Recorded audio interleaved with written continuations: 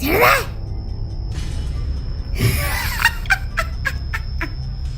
কেন কেন আটকে রাখছিস আমাকে?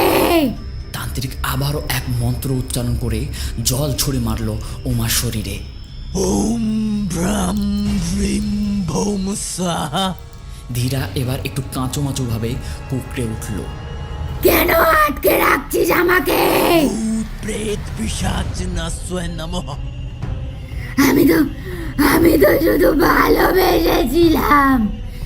আমার আমার কি দোষ ছিল? ভালোবাসাই কি পাপ? তান্ত্রিক থমকে গেল। এই প্রশ্নে যেন সে কিছুক্ষণের জন্য স্তব্ধ।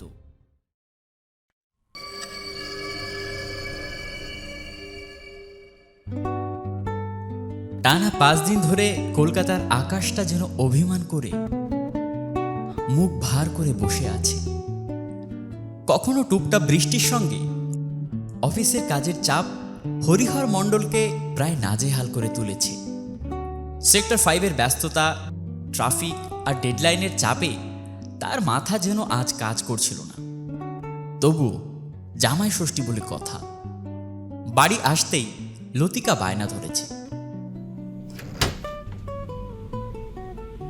এইবার মায়ের বাড়ি যাবই।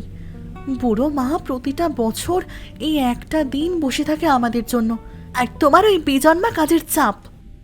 মুখ সামলে লতিকা, ভুলে যেও না এই চাকরিটার জন্যই কিন্তু তোমার বাবা আমাদের মেনে নিয়েছিলেন। আমার অত কিছু জানবার নেই গো, যাবো বলেছি মানে যাবো, নয়তো আমি চিরতরে মায়ের কাছে চলে যাচ্ছি, এই বলে দিলুম। কিন্তু এত চাপ, অফিস, প্রজেক্ট এসব রেখে আমি কি করে যাই বলো তো? ওসব আমি কিচ্ছুটি জানি না বাবা, পারলে ছেড়ে দাও ওই চাকরি, যত সব। ব্যাস, ভাবনা কাতর হরিহর নিজের মনে বিড়বিড় করে বলল, দেখি কি হয়, ছুটির অ্যাপ্লিকেশন করি। যাকে কিছু খাবার হবে? টেবিলে সাজিয়ে রেখেছি, ফ্রেশ হয়ে গিলে নিতে পারেন। বাবা রে বাবা, বড় দেমাক হয়েছে আজকাল। পরদিন সকালেই লতিকার মুখে ফুটে উঠল একটা স্বস্তির হাসি। শেষ পর্যন্ত অফিস থেকে কয়েকদিনের ছুটি জোগাড় করতে পেরেছে হরিহর। এবার জামাই ষষ্ঠীতে শ্বশুরবাড়ি যাওয়া আর আটকাচ্ছে না। সঙ্গে যাবে হরিহরের ছোট ভাই কেশবচন্দ্র মণ্ডল। ইতিহাসে অনার্স নিয়ে কলেজে পড়া কেশব যেমন মেধাবী তেমনি সাহসী। পুরনো ইতিহাস, প্রাচীন স্থাপত্য আর হারিয়ে যাওয়া সভ্যতার রহস্য তাকে বরাবরই প্রবলভাবে আকর্ষণ করে।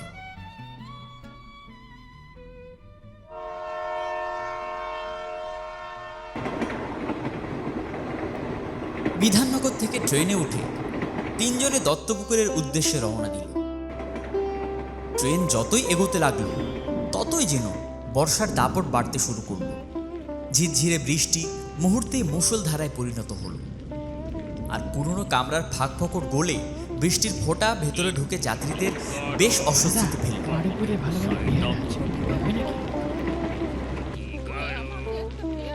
আরে ওদিকে একটু সরে বসুন। দত্তপুকুর স্টেশনে নেমে হরিহর সোজা গেল সেই চেনা আদ্যাশক্তি মিষ্টান্ন ভাণ্ডারে। জামাই ষষ্ঠীর নিয়ম মেনেই 1 হাঁড়ি রসগোল্লা, 1 টাটি টক দই আর প্রায় 100 পিস সন্দেশ কিনে নিল সে। তারপর আধছেটা বৃষ্টিতে ভিজতে ভিজতেই তিনজনে পা বাড়ালো ডোংরাবতীর দিকে, যেখানে তার শ্বশুর বাড়ি। হঠাৎ কেশব বলে ওঠে, কি গো বৌমনি, আর কতদূর? কবে এসেছি? রাস্তা তো প্রায় ভুলে গিয়েছি। লতিকা বলল, আরে তারা, কি সুন্দর আবহাওয়া, এটাকে একে এনজয় কর। এই দেখো তুমি না,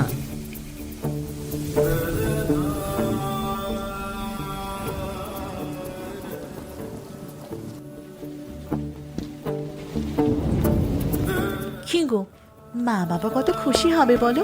হ্যাঁ, কিন্তু আপাতত আমার পকেটটা খুব দুঃখী আছে।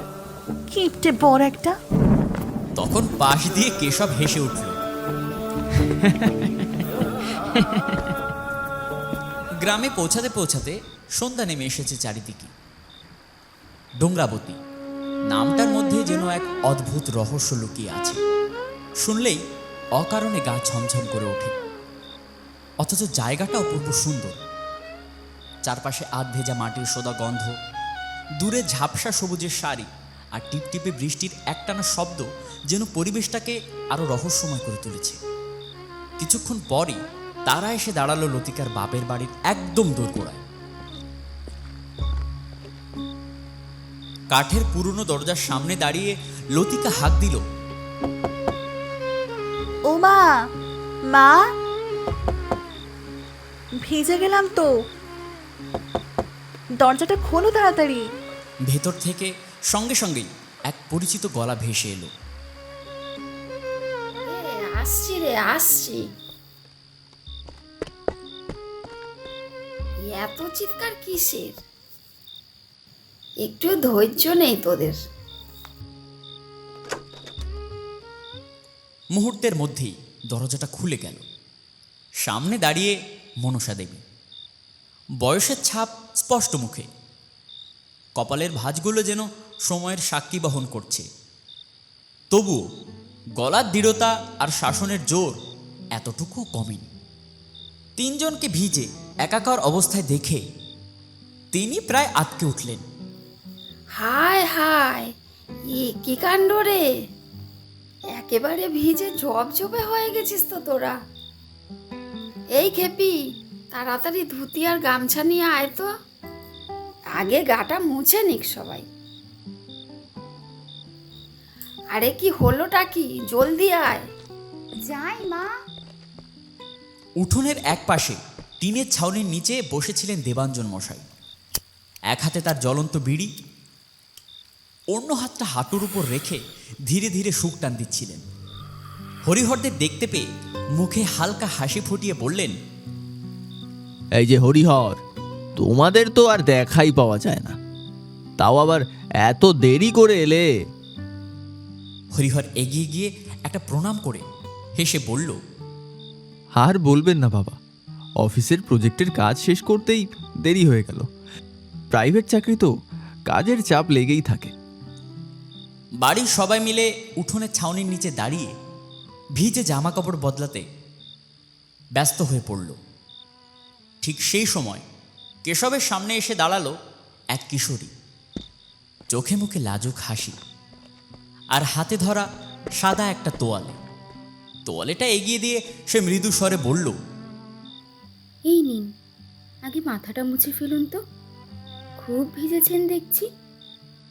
মেয়েটির এমন আচরণ দেখে চারপাশে দাঁড়িয়ে থাকা সবাই মুচকি হেসে উঠল।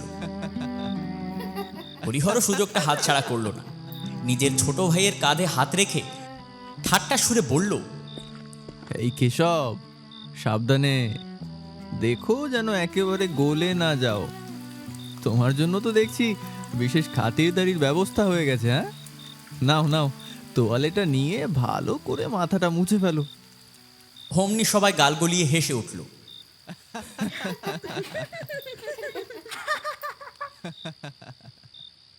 সবার সামনে এমন কথা শুনে কেশবের মুখ লজ্জায় লাল হয়ে উঠল। মেয়েটির নাম উমা, লতিকা ছোট বোন। এই সবে একাদশ শ্রেণীতে উঠেছে সে।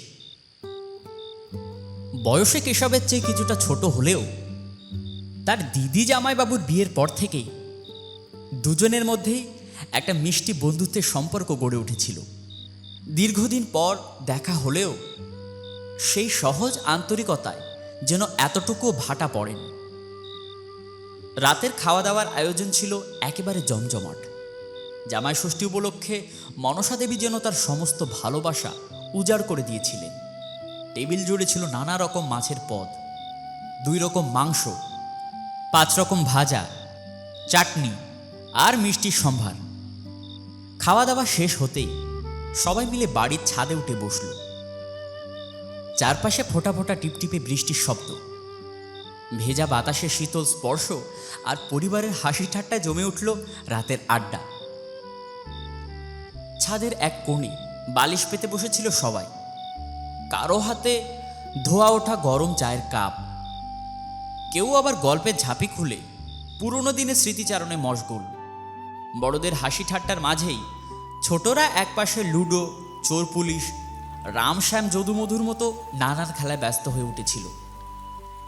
চারপাশে ভেজা বাতাস আর টিপটিপে বৃষ্টির শব্দ যেন সন্ধ্যার আড্ডাকে আরও প্রাণবন্ত করে তুলেছিল। ঠিক তখনই হঠাৎ দূর কোথাও থেকে ভেসে এলো কিছু একটা ভেঙে পড়ার বিকট শব্দ। সেখানে থাকা প্রত্যেকেই একটু হতভম্ব হয়ে বলে ওঠে, আরে কি হইলো কি? কেশব, হ্যাঁ উমা, বাবা, দেখো তো। নিচে যা তো, দেখ তো কি ভাঙলো হ্যাঁ রে, আবার। দেখছি। তোরা এখানে থাক। নিচে গিয়ে দেখা গেল উঠোনের পাশের সুপুরি গাছটা বেশ কয়েকদিন ধরেই প্রবল হাওয়ায় নুয়ে পড়েছিল, আর আজ শেষমেশ ভেঙে মাটিতে লুটিয়ে পড়েছে।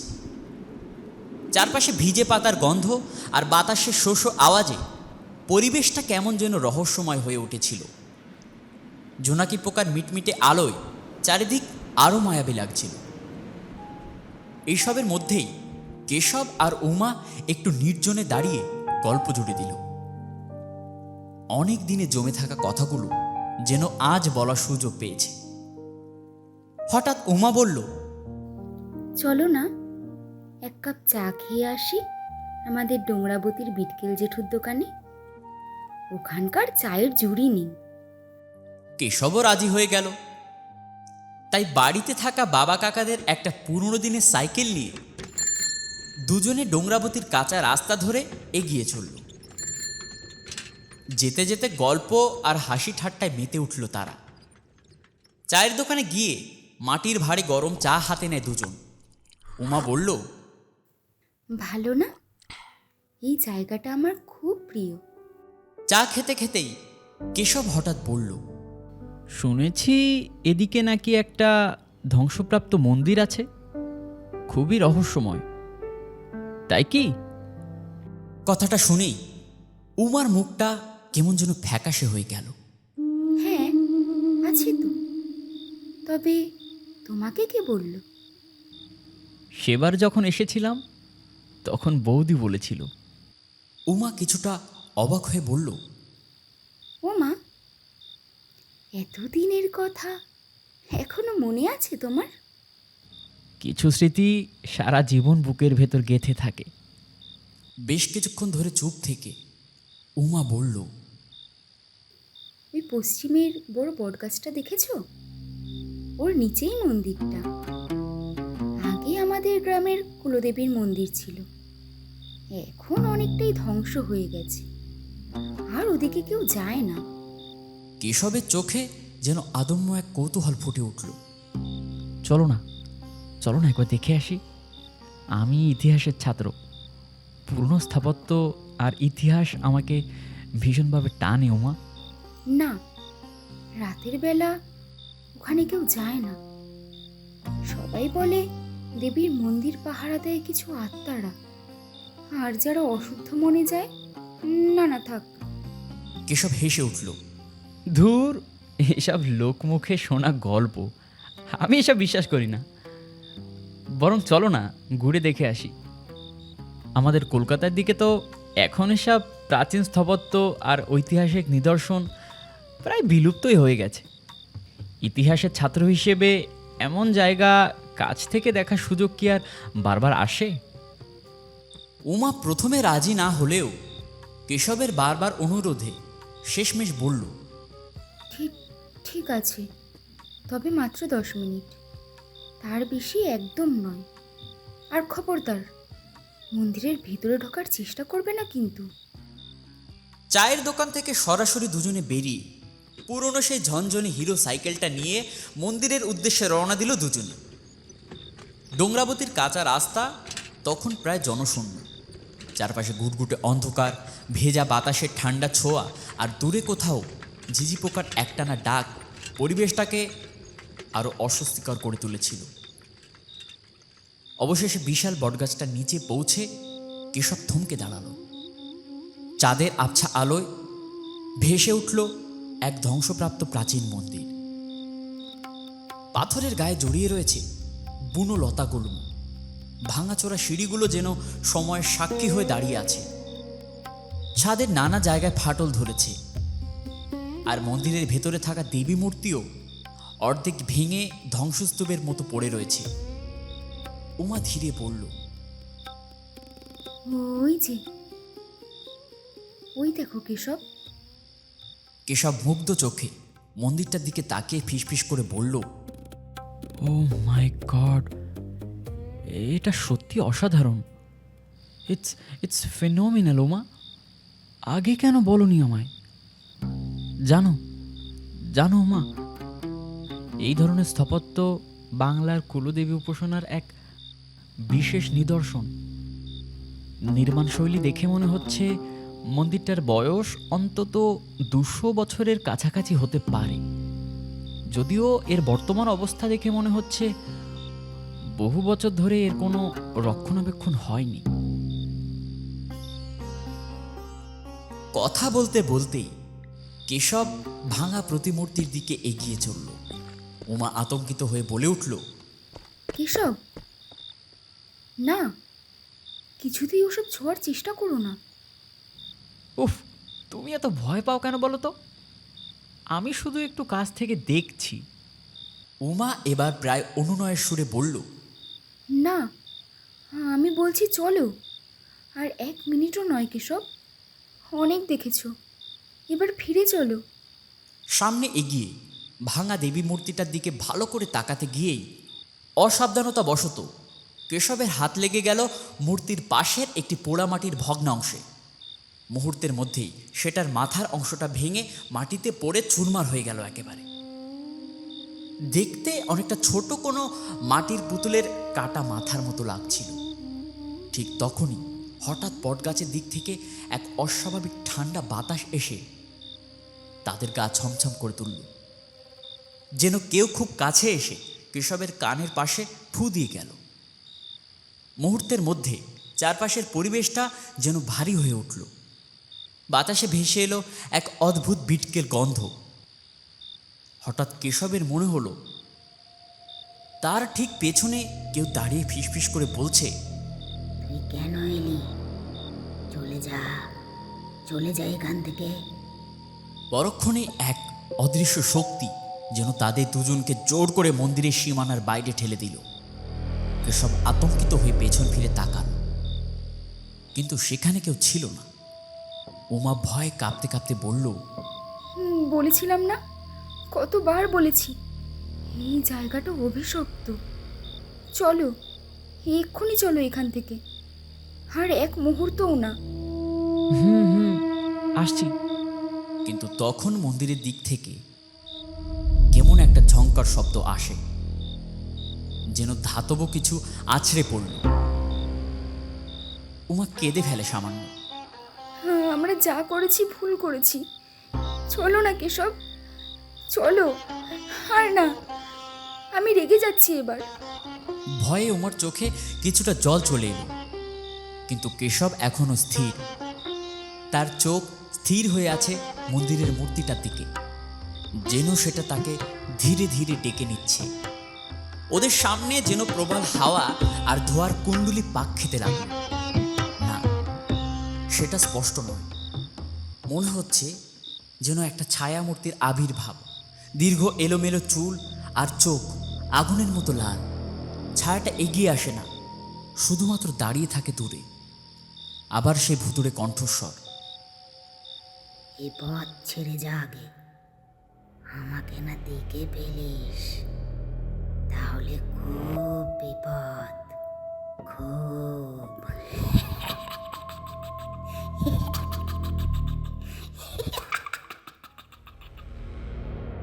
মন্দিরের ভাঙা মেঝের নিচে যেন গভীর এক গহ্বর। ঠিক পড়ে যাওয়ার মুহূর্তেই একজোড়া হাড় জিজিরে হাত তাকে টেনে তুলল। কেশব হাঁপাতে হাঁপাতে চারপাশে তাকালো, কিন্তু কেউ নেই। উমা দৌড়ে এসে বলল, তুমি তুমি ঠিক আছো? কি হয়েছে? কেউ কেউ আমাকে বাঁচালো, না হলে আমি এই গর্তটার মধ্যে পড়ে যেতাম। নিচে তাকিয়ে সে সত্যি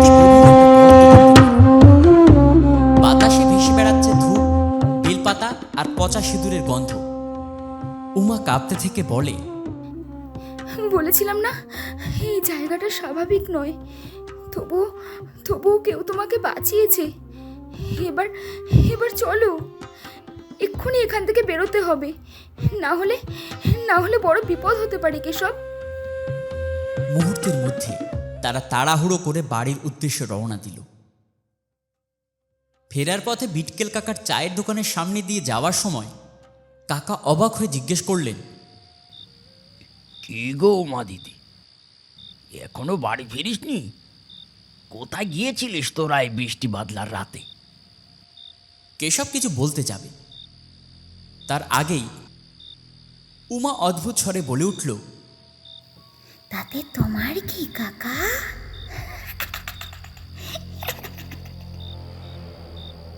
আমরা ঘুরছিলাম, যাও নিজের কাজ করো।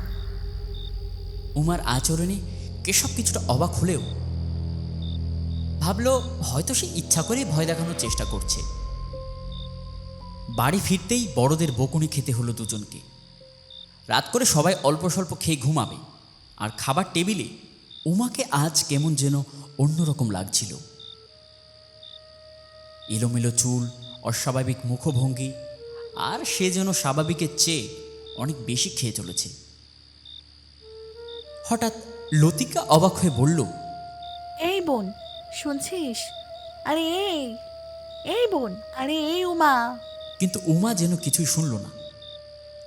সবাই অবাক হয়ে তাকিয়ে রইল। মনসা দেবী কাছে গিয়ে ধাক্কা দিতেই উমা চমকে উঠল। এ কি রে খেপি, এমনভাবে গদগদ করে গিলছিস কেন? বাপের জন্মে খাসনি নাকি? শুনেই হরিহর বাড়ির জামাই আর চুপ থাকতে পারল না। এমনভাবে বলছেন কেন ওকে? খাও তো বোন, মন ভরে খাও, দেখি কে কি বলে। তখনকার ঘটনাটা স্বাভাবিক বলে সবার কাছে পরিচিতি পেলেও হঠাৎ গভীর রাতে ঘটে যায় একটা ভয়ানক ঘটনা। সারাদিনের ক্লান্তিতে সবাই তখন মরার মতো ঘুমে আচ্ছন্ন। শুধুমাত্র কেশব ওই রাতে জেগে থাকে, আর সন্ধ্যার পর সেই অস্বাভাবিক ঘটনার কথা কেবলই সে ভাবতে থাকে। বেশ খানিক সময় কেটে যায়। হঠাৎ দূর থেকেই একটা নারী কণ্ঠে গান ভেসে এলো কেশবের কানে।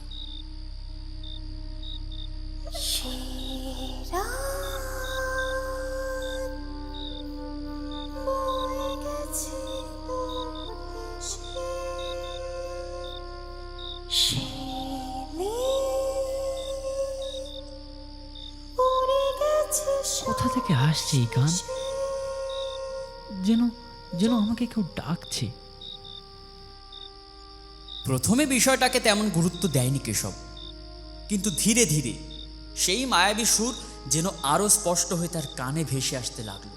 মনে হচ্ছিল কেউ যেন তাকে ডাকছে। আর স্থির হয়ে থাকতে না পেরে সে ঘর থেকে বেরিয়ে এলো।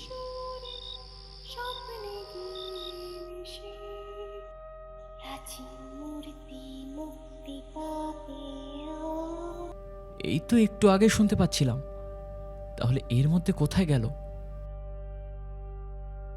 কিছুক্ষণ পর কান পেতে বুঝতে পারল সুরটা উপর থেকেই আসছে। সিঁড়ি বেয়ে চিলেকোঠার দিকে এগিয়ে গেল কেশব। ছাদে পা রাখতেই গানটা থেমে গেল, কিন্তু তার মনে হলো এইমাত্রই তো এখানে কেউ ছিল। ঠিক তখনই এক ঝলক ঠান্ডা বাতাস এসে গায়ে লাগলো তার। বাতাসে ভেসে আসছিল সেই পরিচিত বিটকেল গন্ধ, যেটা সে মন্দিরেও পেয়েছিল। ভয়ে কেশবের শরীর শিউরে উঠল। পেছনে মৃদু শব্দ হতেই সে ঘুরে তাকালো, আর যা সে দেখল তাতে তার চোখ বিস্ময়ে বড় হয়ে গেল। উমা, তুমি এখানে এত রাতে? আর এই গান তাহলে তাহলে কি তুমি? কিন্তু উমা কোনো উত্তর দিল না, বরং খিলখিল করে হেসে উঠল। ধীরা ধীরা, আমার নতুন জন্ম হয়েছে, প্রতিশোধ।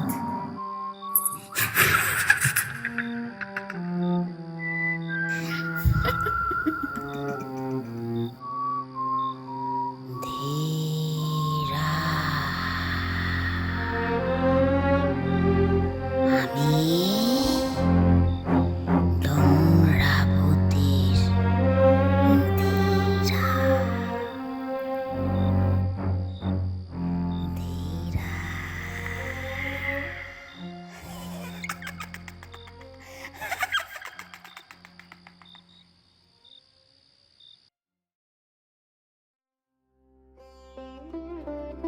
নতুন বর্ষার আগমনে চারিদিক সবুজে সেজে উঠেছিল। কদম ফুলের মিষ্টি গন্ধে ভরে থাকত গ্রামের পথঘাট। সেই গ্রামেই চীনামাটির কলসি হাতে মাঠের ধারে মাঝে মাঝে ঘুরে বেড়াতো ধীরা। 16-17 বছরের এক সরল অপরূপ সুন্দরী মেয়ে। মাথা ভরা কালো চুল, গভীর দুটি চোখ আর গলায় সাদা পুঁথির মালা যেন তার সৌন্দর্যকে আরো মায়াবী করে তুলেছিল। ধীরা ছিল গ্রামের কুলদেবীর মন্দিরের পুরোহিত হরিপদ শর্মার একমাত্র মেয়ে। তার কণ্ঠ ছিল অসাধারণ মধুর। সন্ধ্যা নামলে মন্দিরে বসে সে যখন ভক্তিমূলক শ্লোক আর গীত গাইত, সেই সুর অনেক সময় দূরের জমিদার বাড়ি পর্যন্ত ভেসে যেত। সেই জমিদার বাড়ির ছেলে রূপেন্দ্র নারায়ণ রায় সদ্য কলকাতা থেকে পড়াশুনো শেষ করে গ্রামে ফিরেছিল। কোনো একদিন প্রথম দেখাতেই ধীরার প্রতি আকৃষ্ট হয়ে পড়ে সে। কয়েকদিন পর এক সন্ধ্যায় ঘোড়ায় চড়ে যাওয়ার পথে রূপেন্দ্র ধীরাকে ডেকে বলল, এই যে তোমার নাম কি মেয়ে? ধীরা কিছুটা ইতস্তত করে উত্তর দিল, ধীরা। কিন্তু আপনি কে? আপনাকে ঠিক চিনলাম না বাপু। আমি রূপেন্দ্র নারায়ণ রায়, এই গ্রামের জমিদার পুত্র। বুঝলে হে রমণী? আর সেদিনের পর থেকেই প্রায় কোনো না কোনো অজুহাতে মন্দিরের আশেপাশে ঘুরতে শুরু করলো রূপেন্দ্র।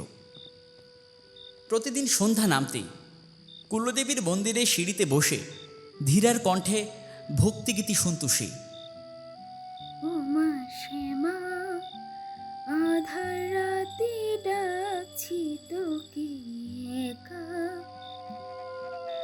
তোর চরণে রাখি মাগো হৃদয় ভরাবে। ধীরা তখন আপন মনে চোখ বন্ধ করে গান গাইত। তখন রূপেন্দ্র এক দৃষ্টিতে তাকিয়ে থাকতো তার দিকে। গান শেষ হলে মৃদু হেসে বলতো, তোমার গলায় যেন স্বয়ং সরস্বতীর বাস ধীরা। এই সুর শুনলে মনে হয় পৃথিবীর সব অশান্তি দূর হয়ে যায়। লজ্জায় মাথা মাঝে মাঝে নিচু করে ফেলতো ধীরা। ও মা তাই? ধীরে ধীরে মন্দিরের সিঁড়ি, নদীর ঘাট আর কদম গাছের নিচে জমতে লাগলো তাদের ছোট ছোট গল্প। রূপেন্দ্র কলকাতার নানা গল্প শোনাতো, আর ধীরা বলতো তার ছোট ছোট স্বপ্নের কথা। একদিন হালকা বৃষ্টি ভেজা বিকেলে রূপেন্দ্র ধীরার হাতে একজোড়া রাজস্থানী চুড়ি পরিয়ে দিয়ে বলেছিল, আর বেশি দিন অপেক্ষা নয় ধীরা, খুব শীঘ্রই আমি আমার বাবার সঙ্গে কথা বলবো। তোমাকে তোমাকে আমি বিয়ে করব, এ আমার কথা রইল। ধীরার চোখ ভিজে উঠেছিল আনন্দে। সত্যি বলছো তো? আমাকে কোনোদিন ছেড়ে চলে যাবে না তো? তখন রূপেন্দ্র ধীরার হাত শক্ত করে ধরে বলেছিল, শুধুমাত্র মৃত্যু ছাড়া কেউ আমাদের আলাদা করতে পারবে না। আমি কথা দিচ্ছি, তুমিই হবে রূপেন্দ্র নারায়ণ রায়ের স্ত্রী। সেই প্রতিশ্রুতিকে সত্যি ভেবেই নিজের সমস্ত বিশ্বাস আর ভালোবাসা উজাড় করে দিয়েছিল ধীরা। কিন্তু সে জানতো না ভাগ্য তার জন্য সম্পূর্ণ ভিন্ন এক পরিণতি লিখে এনেছে। দিন 15 পর এক অমাবস্যা রাতে রূপেন্দ্র ধীরাকে বলল, ধীরা, ধীরা, চলো, আজ তোমাকে মা কালীর মন্দিরে নিয়ে যাব, আর সেখানেই আমি তোমাকে বিয়ে করব। ধীরা অবাক হয়ে বলল, কিন্তু এত রাতে কেন? তুমি কি আমাকে বিশ্বাস করো না ধীরা? ধীরা শান্ত গলায় উত্তর দিল, হ্যাঁ, এমন কথা বলছো কেন? এই পৃথিবীতে বৃদ্ধ বাবা আর তুমি ছাড়া আমার আপন বলতে আর কে আছে? আমি তো তোমাকে ভালোবাসি। চলো রূপেন্দ্র। অগাধ বিশ্বাস নিয়ে রূপেন্দ্রর সঙ্গে মন্দিরের উদ্দেশ্যে রওনা দিল ধীরা, যে মন্দিরে সে প্রতিদিন ভক্তি ভরে গান গাইত। সেদিন সেই মন্দিরই তার জীবনের সবচেয়ে ভয়ঙ্কর পরিণতির সাক্ষী হতে চলেছিল। কারণ ধীরা জানতো না, সেই রাতের পর তাকে চিরকালের জন্য বন্দী হয়ে থাকতে হবে ওই মন্দিরের অন্ধকারেই। মন্দিরটা ছিল নিঃশব্দ, চারিদিকে ঘুটঘুটে অন্ধকার, শুধু ধূপের গন্ধ আর বাতাসে দুলতে থাকা প্রদীপের ক্ষীণ আলো। রূপেন্দ্র ধীরাকে বলে, এসো, ভিতরে এসো। উফ, দাঁড়াও। আজ থেকে তুমিই হবে আমার। কি করছো রূপেন্দ্র? হ্যাঁ, এই মন্দিরে আমরা এমন করছো কেন? বিয়ে করব। ছাড়ো না। আর একটু দাঁড়াও, সিঁদুরের বর্ষণ যে আর বেশি আমি বাকি কোনোদিন নেই ভাবিনি ধীরা। তুমি এমন করবে। ঠিক সেই সময় পেছন থেকে এসে রূপেন্দ্র দুই বন্ধু মন্দিরের দরজা বন্ধ করে দেয়। হঠাৎ ধীরা ঘুরে তাকায়, চোখ বড় হয়ে ওঠে। এরা এরা কারা? দেবতারা। সাথে সাথে মুহূর্ত বদলে গেল। ধীরা চিৎকার করে ওঠে, ছাড়ো আমাকে, শয়তান পাষণ্ড, ছাড় তোরা বলছি। খোল, ছাড় আমাকে। আজ ছেড়ে দাও। তোমার না, খোল, কোনোদিনও রক্ষা করতে পারবে না ধীরা। ছাড়, ছাড় আমাকে। ছেড়ে দাও। ছাড়ো, ছাড় বলছি। কাজে আয়, ছাড়ো আমাকে। শয়তান পাষণ্ড। তার সমস্ত বিশ্বাস মুহূর্তের মধ্যে ভেঙে চুরমার হয়ে গেল। তার আর্তনাদ সেই নির্জন মন্দিরের দেয়ালেই বন্দী হয়ে রইল। লাল সিঁথিতে সিঁদুর পরার যে স্বপ্ন সে দেখেছিল, তার এমন ভয়াবহ পরিণতি হবে তা কখনো সে ভাবেনি। শেষ মুহূর্তে কুলদেবীর মূর্তির দিকে তাকিয়ে সে ফিসফিস করে বলেছিল, মা, মা গো, এদের তুই ছাড়িস না। আমি আমি ফিরে আসব। সেই রাতেই প্রতিশোধ মন্দিরের দক্ষিণ কোণের পুরনো কুয়োর পাশে প্রতিশোধ গোপনে চাই। পুঁতে দেওয়া হয় ধীরা নিথর দেহ। আর রক্ত আর অপূর্ণ আর্তনাদ চিরকালের জন্য মিশে যায় সেই কালো পাথরের মাটিতে। পরের দিন সকালেই গোটা গ্রামে খবর ছড়িয়ে পড়ল, ধীরা নিখোঁজ। কেউ জানতো না এই অভিশপ্ত রাতে তার সঙ্গে ঠিক কী ঘটেছিল। তবে সময়ের সঙ্গে সঙ্গে গ্রামের কিছু মানুষ ভয়ঙ্কর সত্যিটা আন্দাজ করতে শুরু করেছিল। সেই রাতের পর থেকে মন্দিরের আশেপাশে কেউ গেলেই বাতাস কেমন যেন গা ছমছমে হয়ে উঠত। ধূপ না জ্বালালেও ভেসে আসতো পুজোর গন্ধ, আর গভীর রাতে শোনা যেত এক তরুণীর কান্না ভেজা কণ্ঠস্বর, বা কখনো কখনো একটা অদ্ভুত কণ্ঠে শ্যামা সঙ্গীত।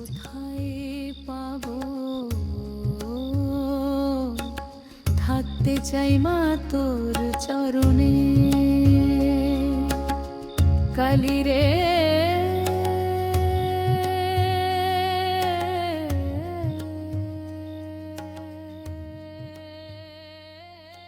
এক গভীর রাতে গ্রামের এক চাষির ছেলে মন্দিরের পাশ দিয়ে যাওয়ার সময় হঠাৎ দেখতে পেল ভাঙা কপাল, ছেঁড়া কাপড় আর শূন্য দৃষ্টিতে এক তরুণী মন্দিরের সামনে দাঁড়িয়ে আছে।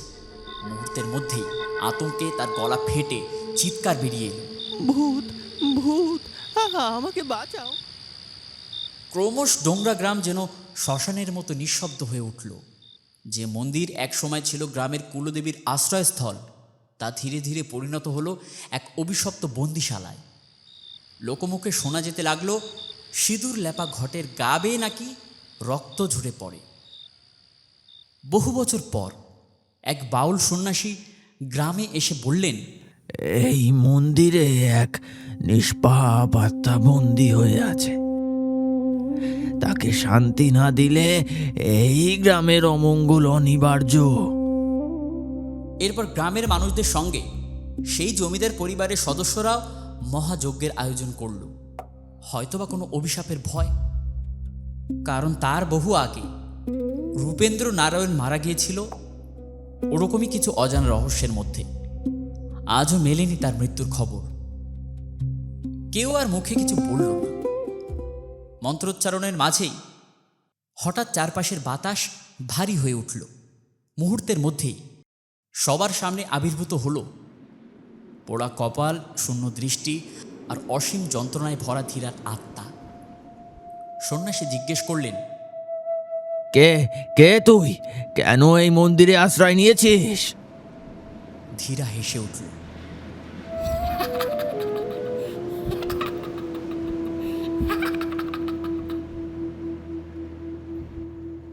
ধীরা ধীরা শত চেষ্টা করেও ধীরাকে মুক্তি দিতে পারলেন না সাধু বাবা। শেষমেশ বিশেষ তন্ত্র বলে তার আত্মাকে মন্দিরের ভগ্ন প্রতিমার মধ্যে আবদ্ধ করে দেওয়া হলো।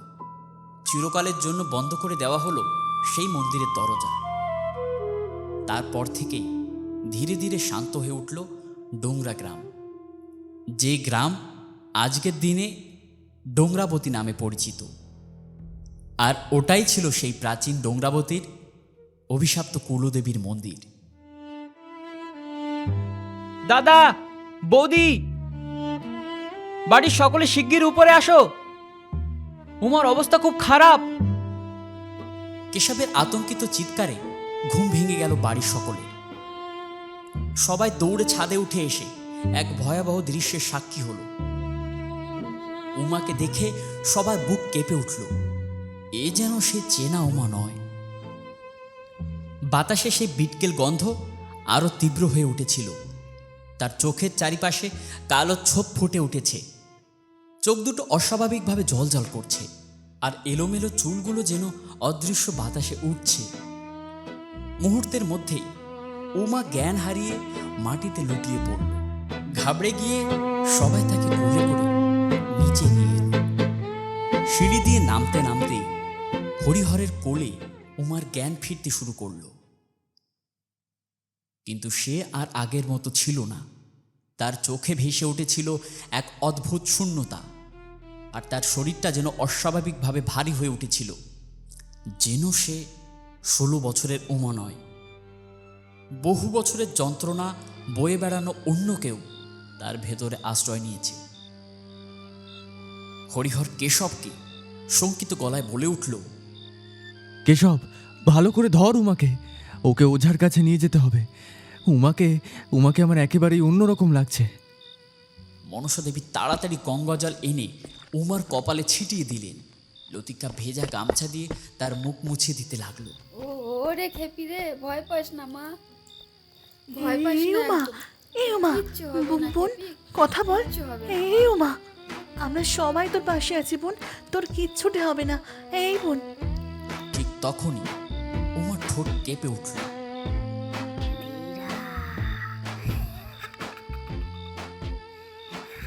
কি গো? আরে ও হরিহর, কিছু করো তোমরা। তার গলা যেন অচেনা, শীতল আর অন্ধকারে মোড়া। এই দৃশ্য দেখে উমার বাবা আতঙ্কে পাশের বাড়িতে ছুটে গিয়ে বললেন, ভাই, মেয়েটার ওপর কিছু অশুভ ছায়া পড়েছে মনে হচ্ছে। তাড়াতাড়ি কাউকে ডাকো। খবর পেয়ে পাড়ার লোকজন এক বিশিষ্ট তান্ত্রিককে ডেকে আনলো। নাম তার রুহু বাবা। কালো ধুতি, কপালে রক্তচন্দনের তিলক, গলায় রুদ্রাক্ষের মালা, আর হাতে ছোট এক ডাবরি নিয়ে ঘরে প্রবেশ করলেন তিনি। চারপাশে একবার চোখ বুলিয়ে তার মুখ গম্ভীর হয়ে উঠল। তান্ত্রিক একটু চুপ থেকে জিজ্ঞেস করল, কে ছিল সেই রাতে মন্দিরে? কেশব আর সত্যিটা লুকিয়ে রাখল না। আমি আর উমা আমরা আগের দিন রাতে সেই ভগ্ন মন্দিরে গিয়েছিলাম। সেখানে সেখানে কিছু একটা যেন আমাদের দেখছিল। আর হঠাৎ আমি একটা গর্তের মধ্যে পড়ে যাচ্ছিলাম, কেউ যেন এসে আমাকে বাঁচালো, আর তারপর আমরা সেখান থেকে চলে আসি। তান্ত্রিক চোখ বন্ধ করে কিছুক্ষণ নীরব থেকে বললেন, এই মেয়ের শরীরে এক অতৃপ্ত আত্মা আশ্রয় নিয়েছে। তাকে মুক্ত না করলে এই মেয়ে বাঁচবে না। তাহলে তাহলে উপায় কি আছে রুহু বাবা? আপনি বলুন, যেমনভাবেই হোক উমাকে আমাদের ঠিক হওয়া চাই। উপায় তো একটা আছে, যজ্ঞ করতে হবে, মহাযজ্ঞ, সেই মন্দিরের সামনে বসে। তাড়াতাড়ি একটা ভ্যান ও মোটর বাইক জোগাড় করে বাড়ির প্রত্যেকে রওনা হলো সেই পুরাতন মন্দিরের দিকে। তান্ত্রিক ততক্ষণে শুরু করেছে প্রস্তুতি। গঙ্গা জল ছিটিয়ে চারিদিক শুদ্ধ করল, কালো শালু পরে মন্ত্রপাঠ শুরু করলো, রক্তচন্দনে দাগ টানলো, মাটিতে আঁকা হলো এক নিষিদ্ধ বৃত্ত। তান্ত্রিকের মুখে ক্রমাগত উচ্চারিত হতে লাগলো এক অদ্ভুত মন্ত্র। ओम भ्राम भ्रीम भौम स्वाहा भूत प्रेत पिशाच नास्वय नमः। ओम भ्राम भ्रीम भौम स्वाहा भूत प्रेत पिशाच नास्वय नमः। ओम भ्राम भ्रीम भौम स्वाहा भूत प्रेत पिशाच नास्वय नमः।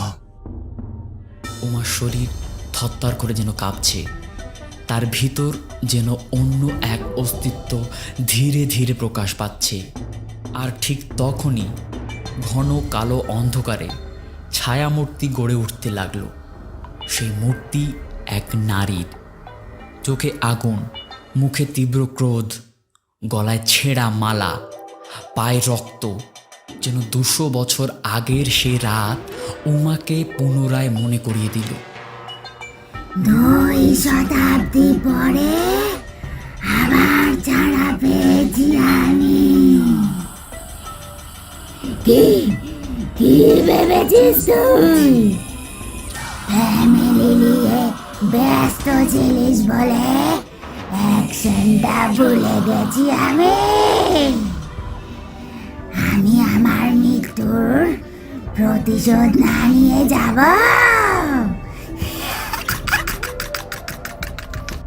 তান্ত্রিক সামনে এসে দাঁড়ালো, গর্জে উঠল, প্রতিশোধ কিসের?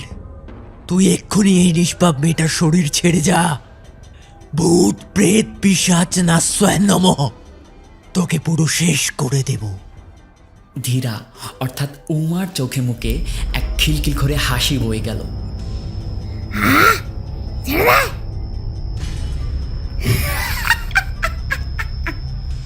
কেন কেন আটকে রাখছিস আমাকে? তান্ত্রিক আবারও এক মন্ত্র উচ্চারণ করে জল ছুড়ে মারল উমার শরীরে। ওম ভ্রাম ভ্রিম ভৌম স্বাহা। ধীরা এবার একটু কাঁচোমাচো ভাবে কুকড়ে উঠল। কেন আটকে রাখছিস আমাকে? ভূত প্রেত পিশাচ নাস্বয় নমঃ। আমি তো শুধু ভালোবেসেছিলাম। আমার কি দোষ ছিল? ভালোবাসাই কি পাপ? তান্ত্রিক থমকে গেল। এই প্রশ্নে যেন সে কিছুক্ষণের জন্য স্তব্ধ। সেও আর পেরে উঠছে না ধীরার শক্তির কাছে। ঠিক তখনই প্রবল ঝড় উঠল। চারিদিকে ঝাঁকুনিতে বাতাস ছিন্ন বিচ্ছিন্ন, মাটিতে আগুনের রেখা ছুটে বেরোতে লাগলো। আকাশ ফুঁড়ে নামলেন এক অদ্ভুত চেহারা।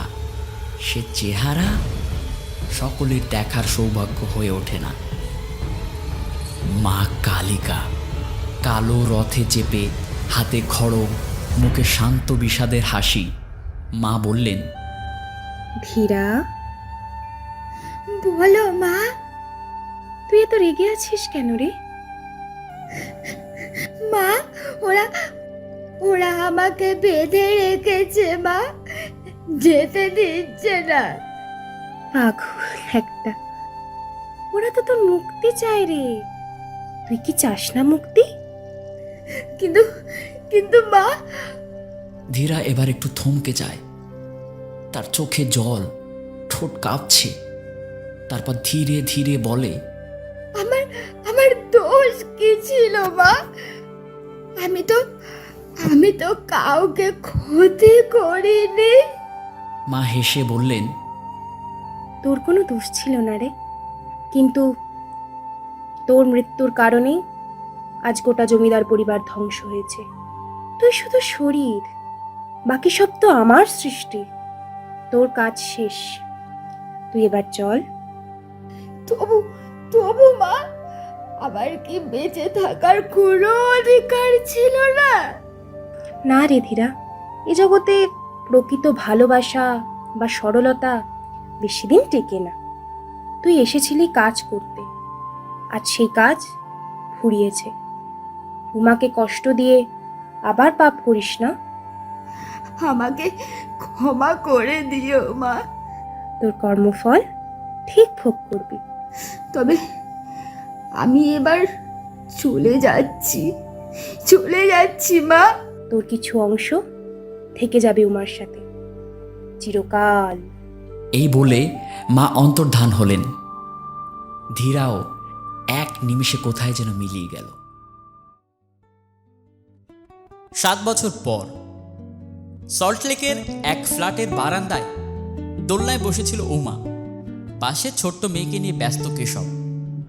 কই, এদিকে এসো মা, দিকে যেও না, দিকে যেও না বলছি। ঠিক তখনই পিছন থেকে উমার বাবা হেসে বললেন, কই আমার ধীরামা কই? ওরে বাবা, কত বড় হয়ে গেছে! দেখি দেখি দেখি, ওলে ওলে ওলে ওলে। উমা দৌড়ে উঠে মৃদু হেসে মায়ের গলা জড়িয়ে ধরল।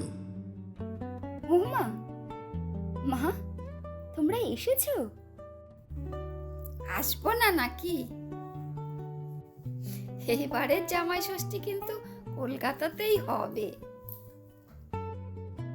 দূরে কালো মেঘের আড়াল থেকে এক ঝলক ঠান্ডা বাতাস বয়ে গেল। উমা একবার আকাশের দিকে তাকিয়ে মৃদু হাসল। হয়তো ধীরা অবশেষে মুক্তি পেয়েছে। ভালোবাসার কোনো অংশ সত্যি কখনো হারিয়ে যায় না, কারোর মধ্যে তো বেঁচে থাকেই। আর এটাই এই জগতের নিয়তি। হয়তো আজকে তোমার মধ্যে সেই জিনিসটা নেই, কিন্তু অন্যজনের মধ্যে সেই একই রকম জিনিস বাস্তবায়িত হচ্ছে। ধন্যবাদ বন্ধুরা। গল্পটার একটা ইতিহাস রয়েছে অবশ্যই। তোমরা যদি আমাদের পুরাতন শ্রোতা হয়ে থাকো, গল্পটা আমরা 1 বছর আগে এই জামাই ষষ্ঠী চলাকালীন বা এই জ্যৈষ্ঠ শেষ বা হয়তো বা কিছুদিন আগে আমরা বানিয়েছিলাম গত বছর। তো হঠাৎ মনে হলো যে গল্পটা একটা নস্টালজিক ব্যাপার, গল্পটা আমি লিখেছিলাম সেই সময়, ভাবলাম রিক্রিয়েট করি, তাই আর কি গল্পটা করা হলো। যারা যারা ছিল তাড়াতাড়ি রয়েছে গল্পতে। ও সরি, একজন মিসিং রয়েছে, আমি আর সেটা পেলাম না করার, কিন্তু তার একটা গান অবশ্যই রয়েছে, তোমরা দেখেছো, এটা তারই গলা, লতিকার যে ভয়েস ছিল ওটা অন্যজনের ছিল। অ্যান্ড গল্পটা আশা করি তোমাদের ভালো লাগবে। কমেন্টে জানাও কেমন লাগলো আমাদের গল্প। একটা হাইপ পারলে দিয়ে দিও, আর লাইক দিয়ে দিও অবশ্যই, আর কমেন্টে জানাও তোমাদের মতামত। অ্যান্ড পরে কি গল্প চাও। এই আধারে আড্ডা চ্যানেলটা এখন হয়ে গেছে যে 18+ অ্যাডাল্ট কন্টেন্ট ছাড়া আমরা বানাতে চাই না বা বানাই না, কারণ চ্যানেলের অ্যালগোরিদমটাই এরকম হয়ে গেছে, ঠিক আছে। আর আমার চ্যানেল রয়েছে যেটা আমাদের মূল production channel, Ahira audio story production, সেটাতে দেখতে পারো তোমরা, সেখানেও আমরা গল্প ছাড়ি। ধন্যবাদ, পরের গল্পে দেখা হচ্ছে আবার। অবশ্যই নতুন হলে সাবস্ক্রাইবটা করে রেখো। বাই।